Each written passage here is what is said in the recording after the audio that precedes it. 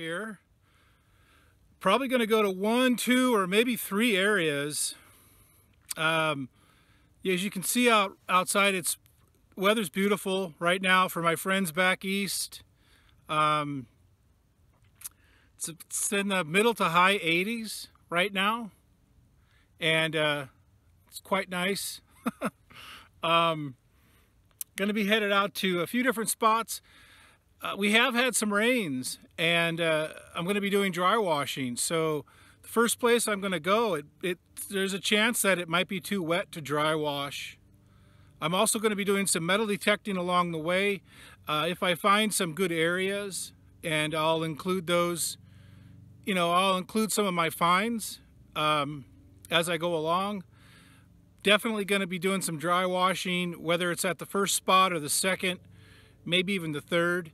The third area is an area I haven't been before, but pretty excited about going there and seeing what we have to offer in that area. So the last couple trips I've made haven't been really good for amount of gold recovered. So I'm optimistic that I might do better out here and have some good luck. So it's going to be a couple nights and a couple days at least, and I'll be chiming in from time to time. So thanks for coming along, and hope you all are well, and take care out there.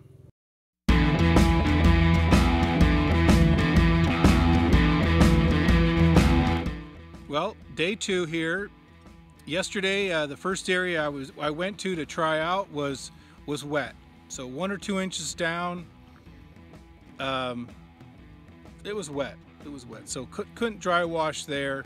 And so I came here to the second area. You can see I'm surrounded by creosote bushes, and it's really beautiful today. 75 in the shade, 85 in the sun. It's pretty bright out. I've got my hat. I've got my sunglasses and my mask and my gloves and everything. But I've located an area that I want to do a dig and excavate and run all that through the dry washer. So I'm going to set the camera up, and as I go through the process, I'm going to do a little bit of filming along the way, so you can sort of see from the beginning all the way down to where I'm vacuuming the bottom of the hole. You can see the progression for dry washing. So that's where I'm at today. It's been a really great night. Last night was a super blue moon, super full blue, red moon, whatever, eclipse. And I could see that the whole night, and in the morning the moon was setting and the sun was rising. So it was very, very cool. Glad to be out here. Thanks for coming along.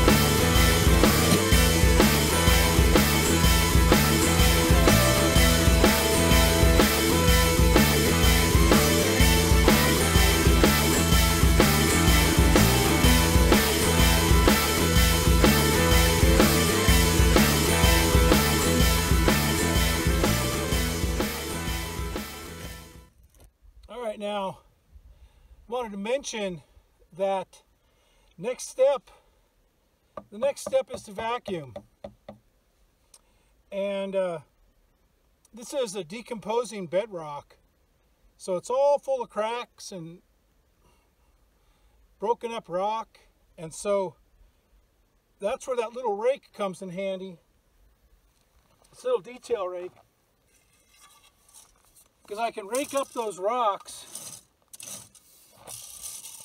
and I can put them in a pile and I can run that through the dry washer. And I'm putting a lot less rock through the gas vacuum.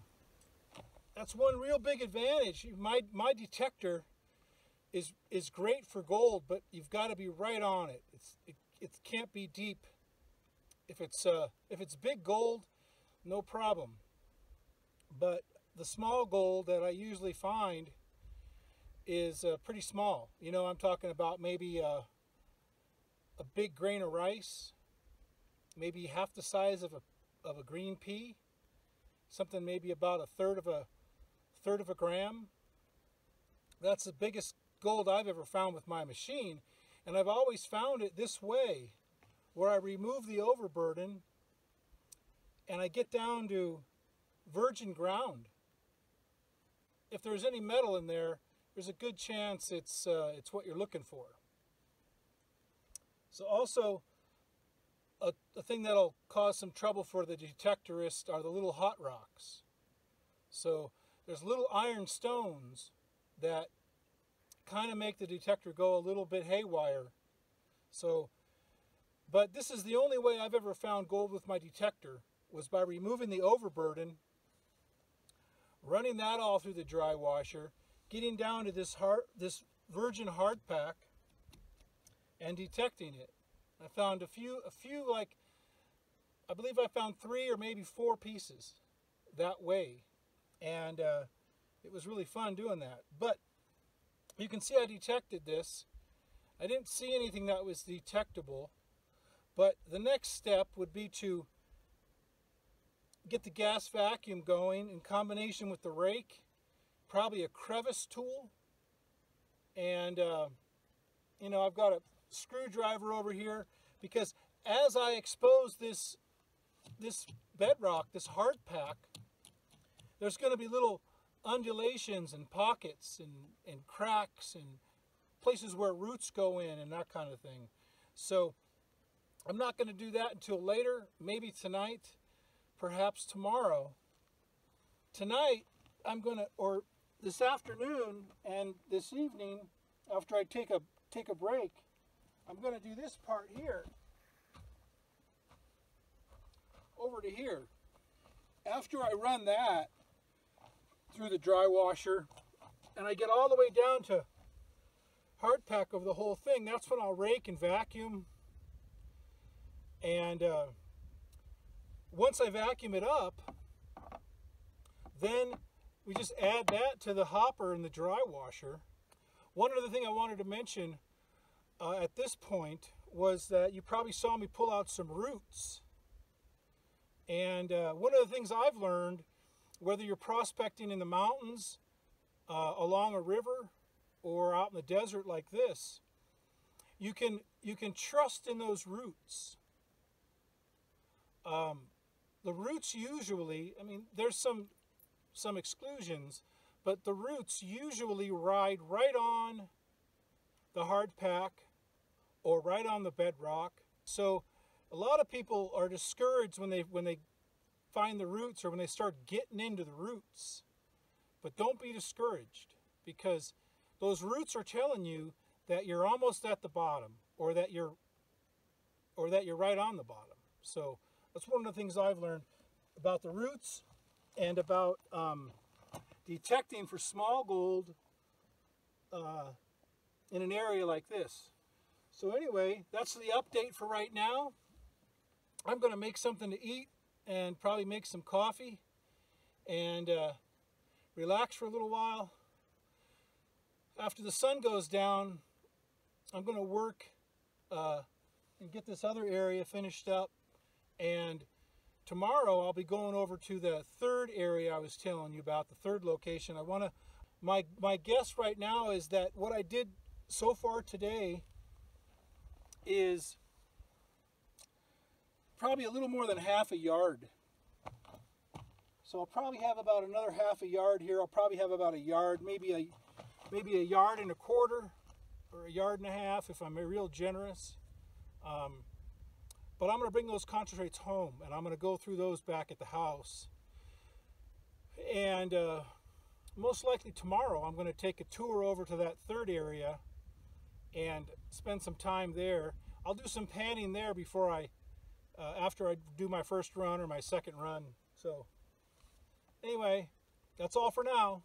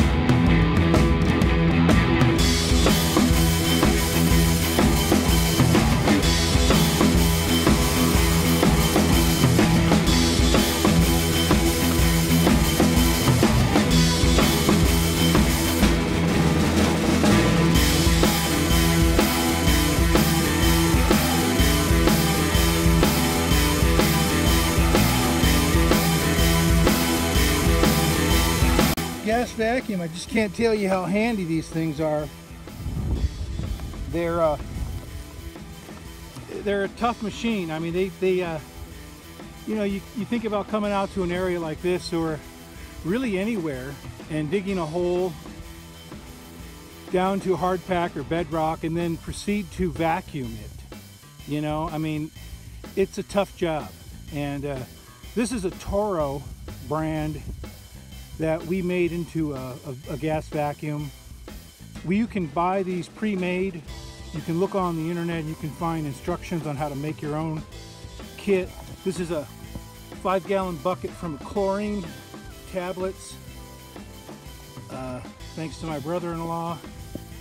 And anyway, you can make these, or you can buy them completely set up and ready to go. And they're a great tool. But I'll tell you what, you want to use that little detail rake. You want to use that little detail rake or some other kind of rake, because you want to rake as much as you can, and you don't want the vacuum to work more than you have to. So you can see the hole here. I'm estimating the excavation is probably about 12 to 15 feet long, and you can see I've got a lot of vacuuming to do here. But as you come up here, you can really start to see some of the actual rock structure underneath where we're digging. And you can see here that this is what they call caliche. This is a calcium deposit that I believe it forms with water, and there's sort of a band of this caliche going across the bedrock. So that's sort of an injection, or maybe it's been filled from above. That was some kind of a crack that's been filled with caliche. And right down in here, there was a nice little pocket. I could see the difference because the caliche was white, and then there was this gray, and there was this gray area right here, this gray pocket.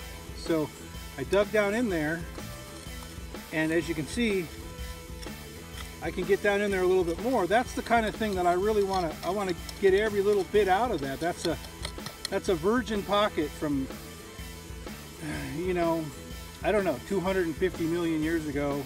Going up here now, you can see the actual structure of the bedrock. Here's another nice crack that, you know, I'm gonna dig that out a little bit more and so I can vacuum it out some more. But you're looking for those. You can see the structure and the undulations in the bedrock. So it's a good example. What I'm going to do now is I'm going to finish vacuuming this excavation here, and I'm going to collect the vacuum material in a couple 5-gallon buckets. And once I get, hopefully I can vacuum the whole hole, then I can fire the dry washer back up and I can run that all through the dry washer. And then this will be ready for me to do a little bit of backfilling. Throw some more rocks back in there and throw some of my tailings and my header pile back in the hole here and fill it in somewhat so that it's you know, looks more like it was when I got here. Anyway, that's an update for right now. So I'm going to proceed with vacuuming and the rest of the shenanigans. Thanks for watching.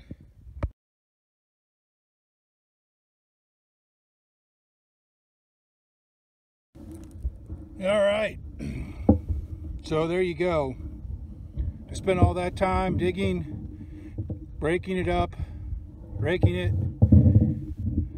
shoveling it through the dry washer, and now I've reclaimed the hole. So I put a lot of material back in the hole. I put a lot of fine and coarse material in the hole. I put some dead native plants and sort of restored or renatured the excavation. And it didn't take me more than, you know, 5 minutes, maybe 10 minutes total. So now it's done. Now I'm going to get the last tray of dry washer concentrates, and just wanted to mention that, let me see if, get the camera here. Just wanted to mention that this is my tailing pile here. It's hard to see with the sun in the this here is called the header pile, and this here is called the tailing pile. This is all the oversize that's too big to go through the grizzly on the dry washer to get into the machine, because the majority, I would say maybe 100% of the gold that I find is smaller than this. And here is the tailing pile. This is all the earth that's been run through this riffle box. It's been run through this riffle box, and through vibration and specific gravity, the heaviest elements have been contained in here. Now, I've done numerous cleanouts of this riffle box, and I've actually run the machine for this hole, for this excavation that you see here. I've actually run the machine for 3 hours. That doesn't include dig time, doesn't include anything else. I do a time when I run my dry washer. I use a timer, and I used to use buckets. I used to lay out a tarp, and I would dump all my material onto a tarp so I could keep track of whether I did a 1/4 of a yard or a 1/2 yard or a full yard or 2 yards, etc. And that was a lot of buckets to carry around. So I only bring with me now about 4 buckets, and I use a timing method. So I time my runs, and that gives me a measure, that gives me a reference point from one area to the next. I could say, yeah, well, I ran my dry wash for 1/2 an hour and I got 1/10 of a gram. Or, wow, I ran my dry washer for 1/2 an hour and I got 1/4 of a gram, or 1/2 gram. I mean, so it gives me a frame of reference from one location to the next. So total time for this excavation, actual machine time, was 3 hours. I did numerous clean outs. I'm going to do one last clean out here. I always bring a little brush along so I can dust out the little particles. It helps keep the machine in better working order.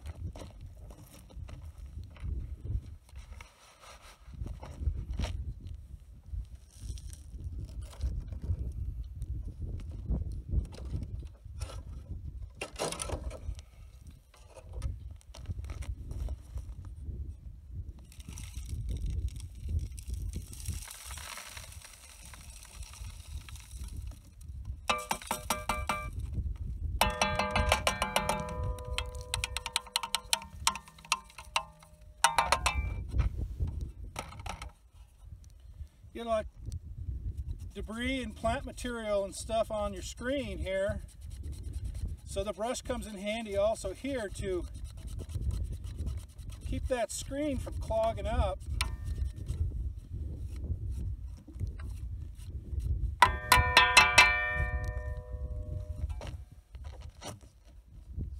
And then you can use the brush to little grains of sand and whatnot get stuck down on the sides of the riffle tray.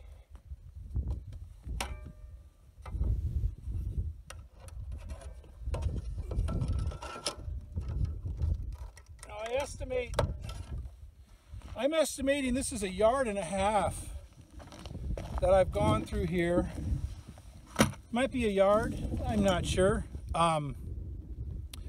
Somewhere between 1 yard and 1.25 yards, possibly 1.5 yards, which would be 60 buckets if you filled up 5-gallon buckets. So, you know, let's just say it's 1.25 yards. It's 50 buckets worth that I've run through. 50 buckets to create this header and tailing pile, and from those 50 buckets, I end up with this.